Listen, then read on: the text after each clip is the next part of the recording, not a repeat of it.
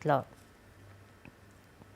अनुसूचित जातींच्या उपवर्गीकरणासाठी नेमलेल्या समितीचं काम अंतिम टप्प्यात आलं असून पुढील 2 ते 3 महिन्यात उपवर्गीकरणाचा निर्णय लागू करणार असल्याचं मुख्यमंत्री देवेंद्र फडणवीस यांनी स्पष्ट केलं.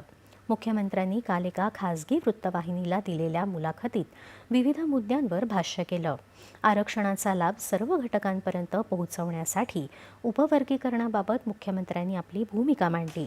देशभरात लागू असलेल्या विविध घटकांच्या आरक्षणात एखाद्या विशिष्ट जात समूहालाच जास्तीचा लाभ मिळाला आणि त्या वर्गातील अन्य जातसमूह मागे राहिल्याचं चित्र पाहायला मिळतं. त्या प्रवर्गातील आरक्षणाचा लाभ मिळाला नाही अशा अनेक जाती असतात. त्यामुळे सर्वोच्च न्यायालयानं ही जातीचं उपवर्गीकरण करत सर्व घटकांना आरक्षणाचा लाभ पोहोचवण्याबाबत आपल्या आदेशात म्हटलं होतं. तसंच ओबीसींच्या धर्तीवर अनुसूचित जातींना नॉन क्रीमी लेअर लागू करण्याच्या दिशेनं वाटचाल करण्याच्या सूचना केल्या होत्या.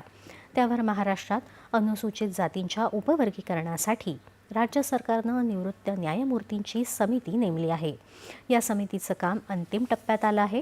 त्यामुळे येत्या 2-3 महिन्यात अनुसूचित जातींचं उपवर्गीकरण लागू करू, असं फडणवीस म्हणाले. स्वॅपिंग करण्यास